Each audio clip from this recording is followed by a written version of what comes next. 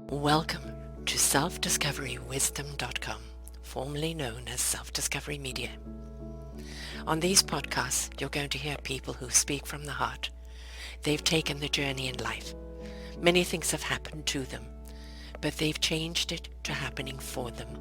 And in their strength, their courage, they've discovered their abilities and their wisdom, and they are now sharing it here with you. Do enjoy each show. We bring it to you with love and knowing that it's going to help you on your journey of life.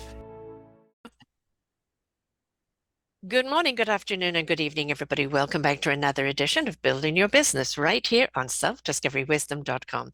I'm your host, Sarah Troy, and my guest is Paul Lange, all the way from Australia. Is it Australia? Yes, it is. Okay, so what are we going to be talking about today? We're going to be talking about pitch deck. It's a new strategic instrument to help you close deals. What does it mean by that? Have you got your elevator pitch? How do you pitch things? Why is this different? We're going to be discovering all of that today. He says boldly that in business it matters very little what you do because many millions of other people can do the same. Similarly, having a why or a purpose, although important, will only bring people to your door and maybe secure the first transaction. It does not drive repeat business. It is only the how of what you do that keeps people coming back, spending more money more often, telling other people to do the same. How is this experimental and experience are both how we learn to determine our future in actions in the sales environment based on how we feel or whatever actions are taken. He has spent decades in the private equity venture capital business.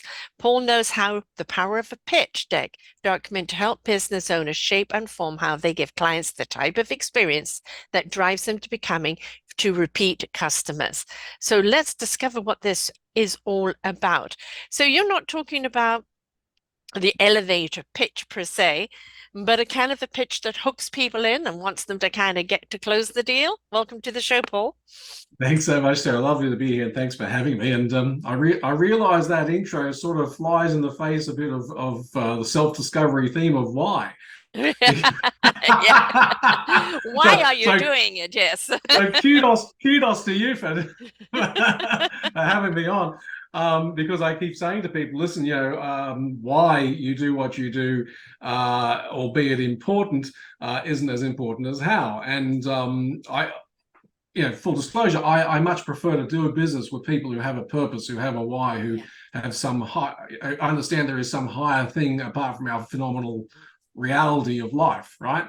But when it comes back to business, how is more important. So what is a pitch deck? A pitch deck is a document which is typically used for a startup or even a middle-sized company, maybe been around for a little while, that wants investment to sell the investor on the idea of take my call or give me an appointment. It Hook. says what your business. Yeah, it's the hook. Yeah, it's like Captain Ahab trying to get the whale, right? Let me or in. or the dragon or the shark, depending on which TV show you watch, right? But it's literally a document which condenses down what you do in your business to a 5-minute read, so that an investor will say, I got to pick up the phone. I have to call Paul, right? I want to know about his business, or I have to call Sarah. I want to know about her business. Okay. And so there are 21 pages in a traditional pitch deck. Mm-hmm. And that means that they have to be able to read every page within 15 seconds. Ah, right. Now imagine, so here's this, and imagine knowing your business so well, financially, marketing, target audience, what your difference is, your unique selling point, your products, your services, how people contact you, all this stuff, right? Imagine knowing it so well that you can condense your story. Plato was right. We all listen to stories, right? We love stories. Mm-hmm. Right? You can condense your story down to a 15-second read per page, total of 5 minutes. Right. So you've got to keep people in rhythm and flow that it's very easy for them to get to that next page. They're in the rhythm of it, because then they're not feeling disconnected anywhere on the line and get disjointed. So it is about the rhythm. Is it? Absolutely. I mean, everything sells the next step, doesn't it? The title of the subject of the email sells you opening it. The cover of the book sells you opening the book, and so on and so forth, right? So what I did after being in the well, not after during being in the private equity venture capital business industry was my second. It was my second business. My first business was in hospitality. Hmm. And I made the leap into private equity venture capital, which is only logical when you understand I had a mentor who was the founder of a German investment bank. And he said, Paul, you should come and work with me. I'm like, Hmm. you didn't say for, you said with. This is interesting. So Yes. I'll save There's that that conversation hook. for The another with time. was Yeah, the hook. yeah, Yes. exactly right. So um, he got me involved, and I learned all about business optimization because we were investing our own money in these businesses and we wanted to get a return on investment. And I realized very quickly that the people who had the best pitches knew their business the best, and it gave us the possibility to leverage what they'd already said and grow and scale the business towards a profitable exit. Mm, And so I took the pitch deck out of its traditional environment of being a door opener for investors to being an instrument any business could use, but especially from entrepreneurs all the way up to medium-sized businesses, any business could use to grow, scale their business, use as a strategic management tool. And that's what I do with people. I take them through that to optimize. mm. Some people can be too wordy, all right, and some people can be just too cold and cut. And it's how Yeah. do you become interesting where people are reading in that rhythm, they're feeling that hook. The interest is in the next line and the next line without saying it too much, but saying enough that they want to open that door. And that is an art in itself because it's very easy to want to put it all out there, give them everything, right? And I think sometimes too much is, too much. And then make it interesting enough, like you would, you're going to see a play, you're going to see a movie, the teaser, enough for them to go, this is intriguing. I want to know more. But we don't do that, do we? We're inclined to give the plot away, right? So they don't have to come to the movie. So, it's how do you become that where they can read it and they don't realize 5 minutes has just gone, but the best 5 minutes they've had in a while.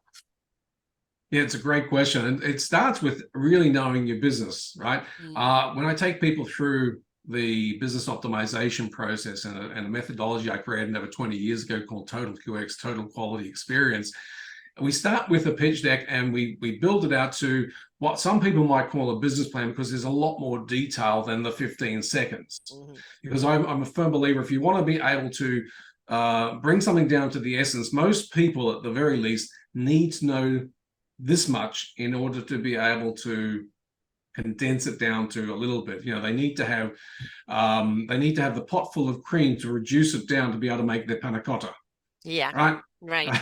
Yeah. Sorry, my The first bulk business go was down to the minimum. Yes. Yeah. but in order to get down to the essence, they firstly need to understand the bigger stuff.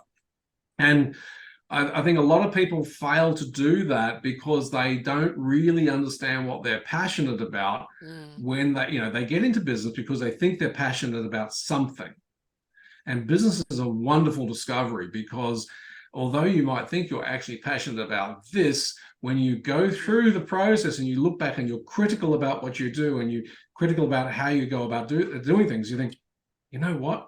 It's not actually that I do well. It's this that I do well. hmm. And in all fairness, hand on heart and being transparent, it took me several years to realize that the golden thread through everything I was doing was figuring out how to get businesses working better. So that's why I say, people say, what's your purpose? I say, my purpose is to get up every morning to transform how the world works. Yes.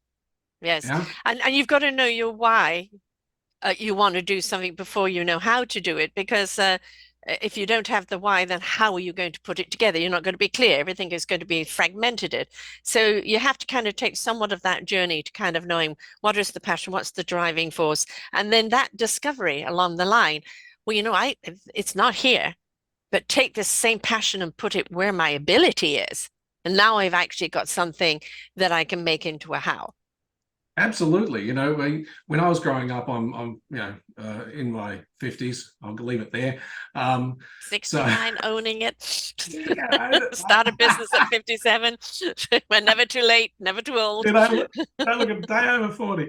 No, so when Filters. I was growing up, I was always given this perception that business is just this thing. You go and get a job, and all the rest. By the way, I've had two jobs in my life, and that's about it. I've been in business ever since. But I was given the understanding that business was just this thing you went and did. There was no passionate about it, and you made money and whatever, and that you just made money whatever way you could. In fact, you Right. don't make money. You can't make money. Central banks make money.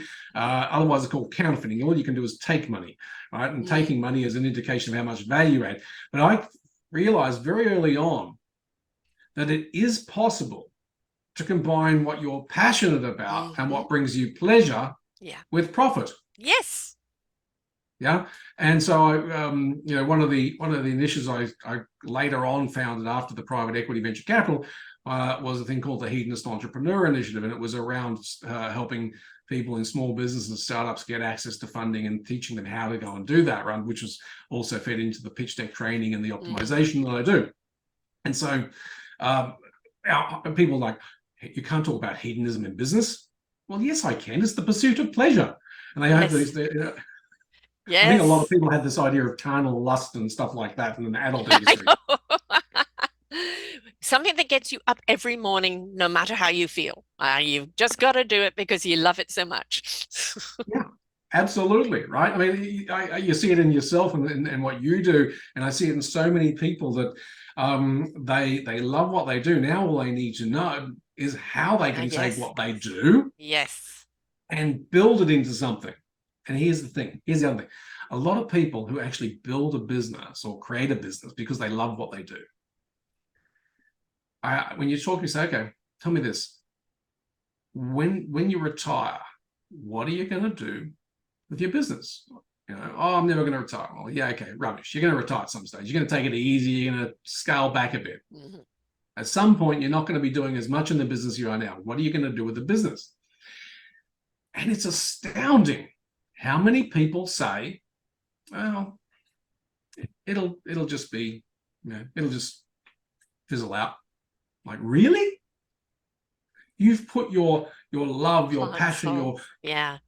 everything into this, and you're just going to let go. Do you not think, energy can't be created and it can't be destroyed, as we know, hmm right? Do you not think that you could take what you've created and let somebody else take it to a whole new level or a whole Yes. different direction? Legacy. Correct, right? Pass So the essentially, wisdom on. Right? exactly right. Yes. Um, and the number of people who don't get that initially, I say, hmm what you need is you need to understand the value you have in the business. And it's only when you document it in a thing like a pitch deck, hmm right, that you start to understand. I had a conversation the other day with people. I said, what IP do you have in your business? I don't have any IP in my intellectual property, right? Right. So I said, I don't have any intellectual property. I said, okay. Do you have a business name? Yeah, okay, intellectual property. Do you have a logo? Yeah, got that. Do you have a domain name? Yeah. So even if you don't have patents, trademarks, and Yes. all these other things that people Copyrights, this, typically that, think etc. about, Right? Yeah. right? You actually have IP. hmm IP is valuable, Right. and people need to sit down and think about the value they have in their business, and about how they structure the business. And again, don't like to bang on about a pitch deck. It's just that is what I have found over, as I said, 30 years in this industry, helps people to really hone down on what is valuable in the business. And then when they see that, they can reconnect with their Yeah. why I Yeah. got into business in the first place. Right. Sorry, that thumbs up is some sort of thing my camera I does. know, no, mine keeps bringing up hands too because I speak Italian. So I can do yeah. that. Oh, I like that. Ah, That's neat. I know, right? Yeah, I know Oh, it's really funny because the hand never comes up when I want it to, but it'll come up when I don't want it to. But yeah, knowing your value, I think that's really important. And it's like, how do you assess that value? Well, whom is it serving?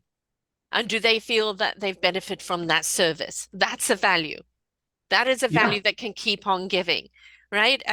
Yes, we are at some point going to take a back seat. And one of the big fears that people have It's like, well, if I sell my business, are they just going to dismantle it or do this to it? Or if somebody else takes it over, are they going to obliterate everything I've done?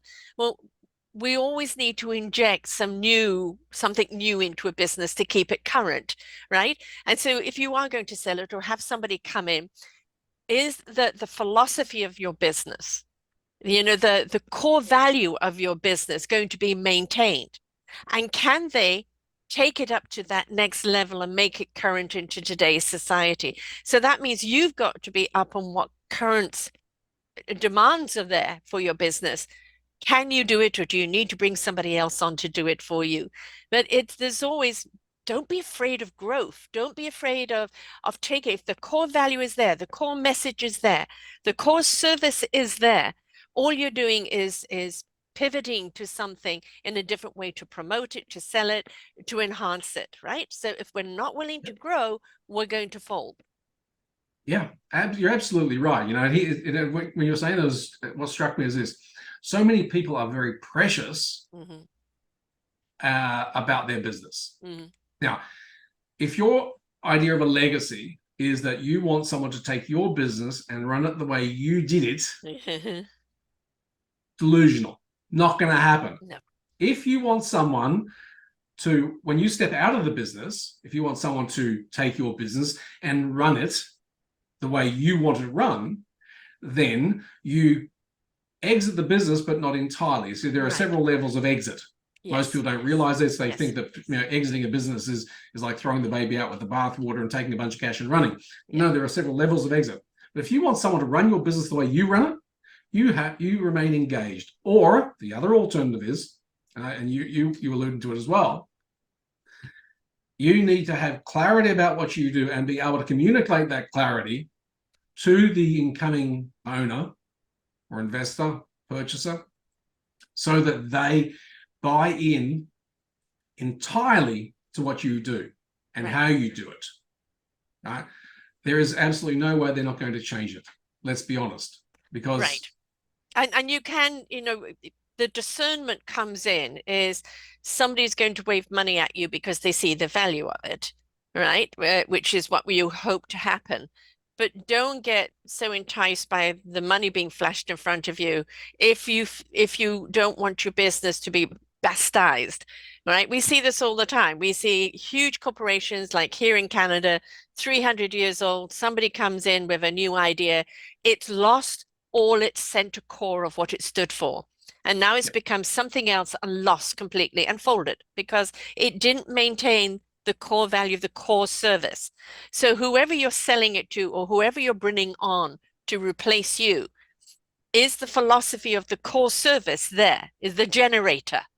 Now, how you generate that can be changed and advanced, etc. But you're wanting that generator to retain its core value. That's up to your discernment of whom you're going to sell it to, or if you're going to hire people to come in and train them to take you over.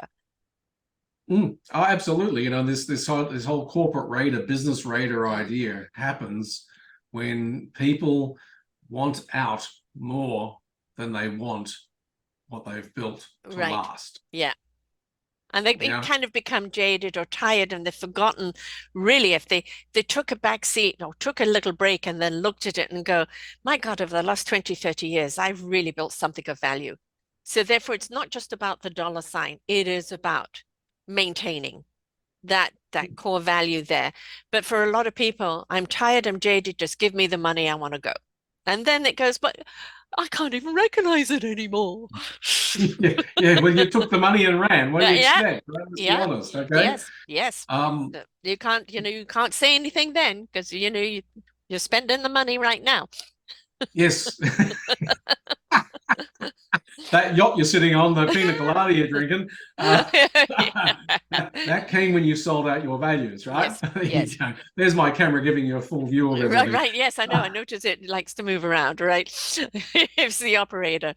Um, I think that the thing about a pitch, which is so important, is we never know when we're going to have the opportunity to present ourselves, whether written, whether audio, or whether in the moment. And going back to that hook, is what can you say? You know, we say like you've got 2 seconds to get someone's attention, which I think get real, folks. You know, like if your attention span is only 2 seconds, I really don't want to deal with you.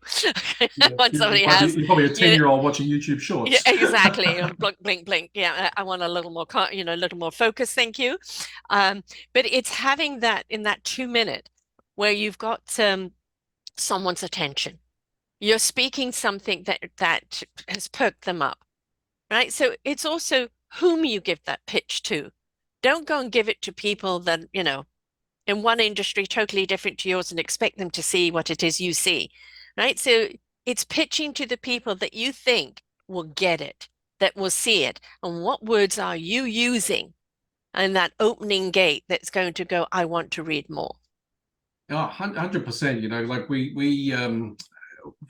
what you just said there is marries perfectly with what we used to do when we invested the company. We want to exit, and our exit was always through a sale. Mm-hmm. Yeah. And it wasn't just a question of putting a shingle up saying, hey, business for sale, right? Or taking out a classified. It's actually a strategic process. And like you say, find out how people think, the words they use, Mm. find out whether the people you're trying to you want to ideally sell to Yes. are a good marriage Mm-hmm. for your business. And the same goes for the investment side. Now, if you're going to if whether you're looking for investment or you're looking to sell, the same conversation needs to be had with yourself Yeah. and your people. And whether you have staff or you use virtual staff, these people need to be engaged in the conversation Mm-hmm. and the words and the way you talk and the way you express yourself. And again, this is where it comes down to presenting and understanding your business. If you understand your business intrinsically, you understand the heart, the soul of it. That's great if you do it as a business owner. Mm-hmm. How about the people who work for you? They are How your are you, business. they are your business, right? How are you going to expect them Mm-hmm. to go out and interact with your clients, whether I don't care whether you have like a virtual assistant or a PA, whether you have people who do your social media, your website, whatever. Most people don't think about this. They just dump information and expect people to be a Get on subject matter board. expert.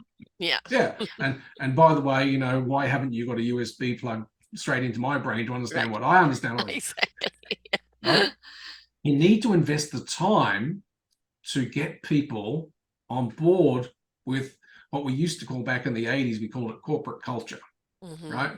I don't like that term, but anyway, if it, It explains it's it. it doesn't it doesn't it's a way of thinking. Yeah. It's a way of, more importantly, it's a way of being. Yes. And so when you go looking for investment, where you go looking for a purchase of your business, or just having those internal conversations with your staff or yourself, understanding the language that you use and how you use it is so important. And again, you can Is it keep stuff in your authentic? head. It Yeah. is, yeah. I think the important thing is you find the right words, but where is the authenticity behind the words? Because people know hollow words. Yeah, very fancy word, but Yeah. where's the feeling behind it? And especially if you are like you say to your team, we're looking for an investor.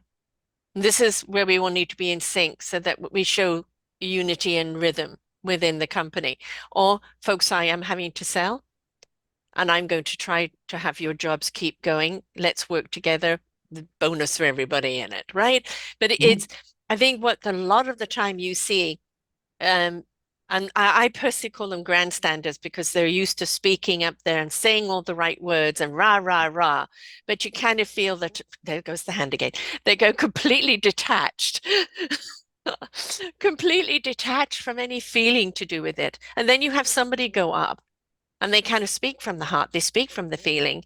They may use totally uncorporate words, but they've touched somebody. They've touched people. And I think that's something that we're lacking so much in business when people are talking big money or big this or big that. Where's the personalization? Why do I want to buy a company that looks good on paper and you're saying all the right things, but oh God, I don't feel any heart and soul in this. I'm not feeling invited to this. There's no inspiration, right? So Yeah, we've got to put the feeling into it. And I know that sometimes when people look at money and corporate and investors and takeovers, they think it's totally devoid of feeling. But in today's world, that's where we're wanting to go. If you want yeah, an investor in your company, it's not just the mushy stuff of how you feel, it's why you're so invested in your company and why they should be as well. The same with the absolutely. sale. Absolutely. We always got involved with companies where it wasn't just all about the numbers. There had to be humanity in it, Yes. right? Yes. And one of my biggest bugbears these days, and it started back in the 90s or early 90s when I had this huge mobile phone sitting It's on my the on big my brick. passenger seat, yeah, like a suitcase, right? Um, and back then I thought to myself, the world is moving so fast. Yeah. Everything has to go fast, and it's just getting faster with computers. Which, by the Mhm. way, computers back then, weren't that much. My mobile Dial phone up, today, yes. Yes. but now think about AI, right? Yes. Right? And this chat GPT and other stuff, it is making the world, well, it's not making the world, people are embracing it and not realizing that they are going so much faster. And we're going to reach a point in where we're traveling at the speed of light and we disappear into ourselves, right? Mm, Because we go beyond that barrier. yeah. And with every step, with every iteration of using this sort of stuff and adopting this, we remove the humanity from the business. We remove the humanity from what we do, and it's that humanity which connects us. It's the humanity, the genuine authenticity, the love of what we do that people feel, and it's not the well. Yeah, like you mentioned corporate jargon, that sort of stuff. Well, ChatGPT is perfect at creating corporate jargon. Mhm. AI can do that like crazy. Um, and you touched on something else a second ago with regard to being ready Mhm. and optimization, which is where all this stuff leads for me. Optimization is unlike a lot of people think about. They think about it being, oh, you got to be able to go 100%, Yeah. full blast all the time. It's not actually No. optimization. Strategic. Yeah, it's a cameramans keep the camera still. AI. See, anyway, Yeah. um, optimization is about readiness Hmm. being because you talked about take the opportunity. It's readiness for opportunities and readiness to take care of risks that come along. So something might have come along which absolutely could destroy your business, but you're ready and prepared and able to click Hmm. the vector at a moment's notice. Or Yes. an opportunity comes along and you can vector and go and take advantage of it. And the Yeah. in between of that is risk mitigation. It just doesn't happen because you're already optimized, or you actually create the opportunity, you create the Yes. possibility. Right. So, Creation, when you think about it, I mean, I like AI. I like what it can do. Again, it's a wonderful tool. As if everything, internet's a wonderful tool. It can also be a very evil place with misuse. Let's face it, human beings are incredibly creative and can do so much with technology, or they can be the scum of the earth and go the other way. It's all a matter of choice. And I think it's like choosing back to the why you're doing it, choosing whom you wish to represent. I've just remembered a friend of mine that he worked for Hitachi for 30 years. He was one of the computer guys that would go in there when systems went down. He would go over each one of them methodically and fix it, right? So, an old computer guy going back to the 70s. And one day they call him in. He's actually going for breakfast with the boss and then going off to see clients. And they said to him, "This is your last day. We've been bought out. We're not going to serve anybody here anymore. Everybody's left in the lurch. Bye bye." After 30 years. It took 2 years for him to get his settlement, but all the customers that had been there were left in the lurch because they decided not to be here anymore. Now, I don't care how good a product is or how good a company is, that kind of behavior is to a customer, to somebody who's worked with you for so long, that entire approach, instead of weeing out, we're going to be closing, we're going to find other people to take care of our clientele, not just slap the door, bugger off, is the kind of thing that gives industry a bad name. And we have to Mm, add some grace into business. We have to be more concerned about the humanity that is actually your CEO up in your ivory tower. It's everybody down below, janitor and up, that's kept you up there. You disregard them, you're going to crumble, mate. So we have to put some ethics and some consideration and compassion into everything we do as well. absolutely. You know, quite frankly, the best CEOs are the ones that walk the floor. They're Yes, down, right? They yes, down there. They know the people's yes, names. They know what they do. They know you know their personal circumstances, and irrespective of the size of the company, they go and walk the floor and they get to know their people. They're the best CEOs. And in terms of when I talk about how you do what you do, you know, the great that the what you've just described there is a typical company where they would expect their employees to give their clients and customers the absolute best experience possible, right? absolutely. But they don't give a rat's about the experience of the employees. You Exactly. cannot do that. You No, cannot do that. That's where Total QX comes in. You got to, if you're going to give people experiences, you're going to focus on how and give people experiences. There are two sides to the equation: external customer, internal staff. yes, you've got to look after both. Either one are not going to survive, right? It's this is, I'm always saying when you walk into a company and you're going to go and see the CEO up on the top floor, but you walk in and the hallway's dirty, the elevators are sticky, and you're seeing garbage everywhere, automatically your opinion of the CEO and the company has changed. So your janitor set the stage. Where's the appreciation for that janitor? Right? It's very easy for people to, as they climb that ladder, to get more self-important and look at me. I'm, puff, puff, puff. Um, you're forgetting about the people that got you there. And equally, somebody else can come and a bigger fish behind you or just a piranha and gobble you up.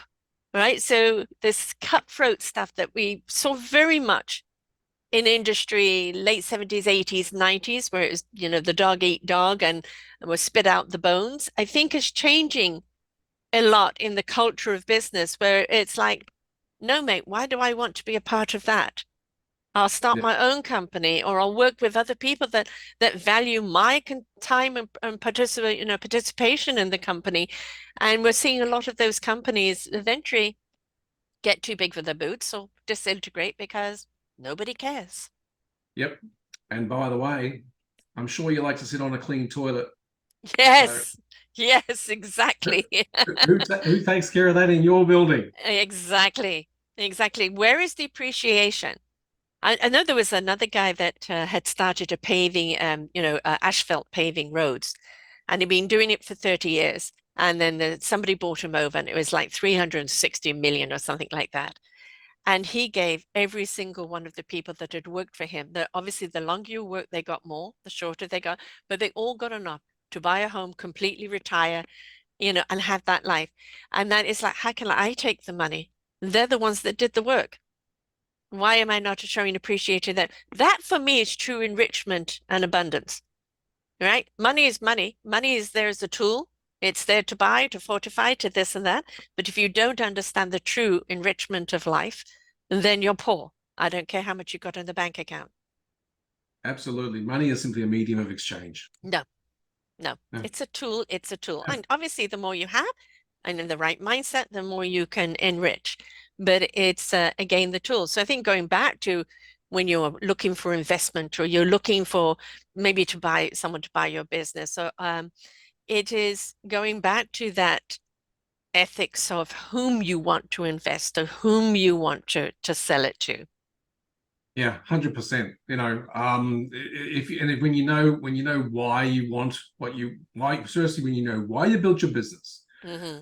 why people buy from you, Right. why people love coming back and buying more, and why you want to sell it or why you want to get investment, it's going to help you get so much more out of your business growing it, and it's going to help you get so much more from your business when you sell it, and Hmm. it's going to help you leave a bigger legacy if you know all that, because that's going to drive what I talk about. How you said it Yeah. earlier, actually, you're absolutely spot on when you said it earlier before. It's the why. Knowing your why is a precursor To the to how. really doing how very Yeah. well Right. because it conditions it. Yes. sets the stage for it. Would you say that whether you are looking to find an investor or whether you're looking to sell, that just having this kind of pitch document is a good thing to have to even keep you on track in your business? Oh, yes, absolutely. If you, irrespective of whether you're looking to sell or get an investor, as I said, I think I said in the beginning, if this is the sort of information that an investor wants to see, someone's going to put his money or her money Yeah, into your business, or someone's going to buy your business and give you money for your business, right? People who do that don't want to buy a job. They right. don't want to put money into a job. They want something that works. Yes. Now, why would you not want to know what they want to know about your Yeah. business? And I'll guarantee you a lot of people think, oh, yeah, but I know that. No, no, no, no, no. Been there, done that, had the conversations, got the t-shirt many times over. I'll guarantee that the greater majority of people don't know those things about their business. And if they want to have a business that gets them more money, Yeah. there's that thumb again, more and consistently, Yeah. and gives themselves all of those things that they wanted to have when they first went into Yeah. business, why would you not want to know things that someone who's going to put in time, money, or money into what you do, into what you believe, why would you not want to know the same things? It's real simple. The answer is Yeah. you really do. Yes. So yes, And then it also means that you are prepared and maybe more open. Like, I really know what I want, where I really know where we're going. It's been articulated now. I've got it down in the 5 minutes. Maybe this is a time to expand and I need that investor. Or maybe it's something, okay, it's up on the shelf there for me to revisit, but an opportunity has come along. I'm prepared. All I have to do is adjust that document to the person that I'm now going to pitch to. But it's a mindset preparation. And it's also a mindset of knowing your own company and what it needs and where it can go. absolutely. We use it as a management tool for the quarterly reviews and the annual reviews. But here's the one. I'll give you the spoiler alert, right? The one reason the majority of people, I believe, majority of people don't do this type of activity, whether with me or whoever, or themselves, is it makes you accountable. Yeah. Yeah. It makes you accountable. It's firstly, you have to be honest with yourself. Uh-huh. And now you see all the gaps. And it's like, do I want to keep doing what I'm doing, or do I actually want to have something better than I'm doing? Yeah. I'm Something, accountable. something to pivot to, something to maintain, and but also something that allows your own growth. Yeah, correct. Right. And then Absolutely. ready there for whatever other opportunity comes along. Partnership, investment, selling it outright, um, amalgamation with another company. You know now more what you've got, why you've got it, and where it can go. So it's just giving you kind of almost like a bird's eye view of your business, where very often when you're working in your business, you can't see those details. So having an overview of it gives you a better understanding.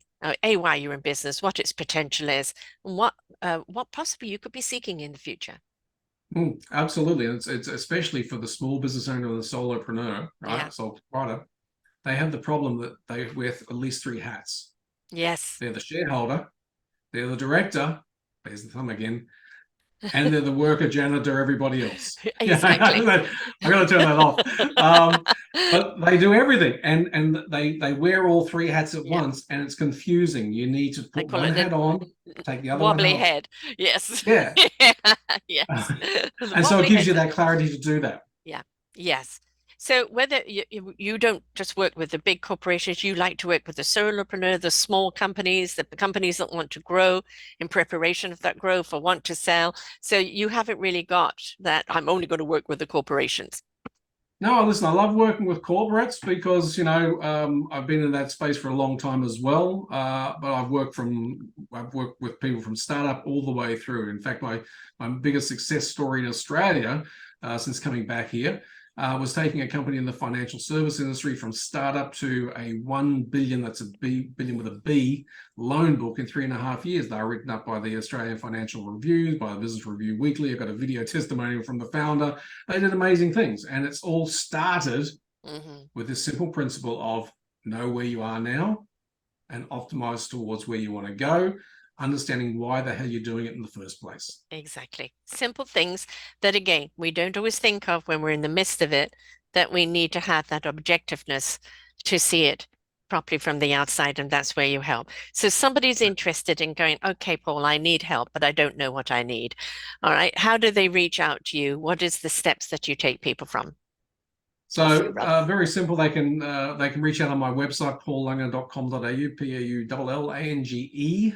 I know different pronunciations, but that one's so paullange.com.au, or you'll find me on LinkedIn. I used to say Google me in any word in the dictionary, but not so anymore. There's more Paul Google Langers me in out most there. words in the dictionary. Listen, just book a one-to-one. Let's have a chat about where you're at and whether or not this is something that can benefit you. That's probably the easiest way. There's a masterclass I'm doing very soon, which people may be interested in. Is that And we'll have a link here on the show page. So all you have to do is go to selfdiscoverywisdom.com if you're listening, and put in Paul Lange. For Paul, Paul, Lange, Lange. No, it's not an AR, EGE. And his entire show page will come up. And with that program in there, and that may be a really great place to start, because you're yeah, kind of getting your feet wet and you're kind of understanding what it's all about. But just take the action. That's something you're going to be thankful that you've done for your company, is take the action. And even if it's just to understand where you're at and where you potentially can go, but also in preparation of whatever opportunity may come your way in the future. yeah, absolutely. In fact, the best place would indeed, because that's going to be the masterclass is about the optimization blueprint mastering business efficiency. It's a paid masterclass, Right? but anyone who comes through from this podcast will be getting complimentary access to it. So might be the best place to start. Also, because that'll help people to better understand what it is, was the potential for them with regard to possibly working with you. So before you reach out and say, hey, let's have a convo, Paul, maybe go through this and understand this first. And Yes. so, you'll share a link to that, I think, yeah? Yes, most certainly. Again, just come back to the show page, folks. And it doesn't matter where people are. You're in Australia. It doesn't have to be just Australians. You work with anybody that speaks English from anywhere in the world, right? You can be on Mars, and provided we get a satellite link, you'll be right. And what Yes. about Venus? Don't leave that out. Oh, yeah. Actually, yeah, I much prefer Venus because it's the men from Mars, and it's the women from Venus. So if you're from Venus, priority access.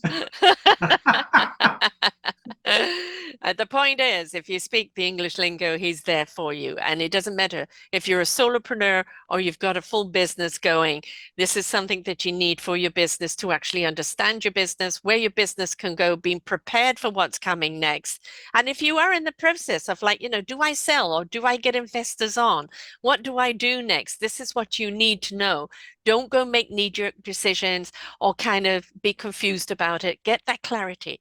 So you understand, so when you are pitching something, you're pitching it in the way that's going to have that hook and get those people engaged. Because once you've got them there, now it's the conversation and you want them to get to the table to have that conversation. But first you've got to hook them in. So thanks so much, Paul, for being with us here today.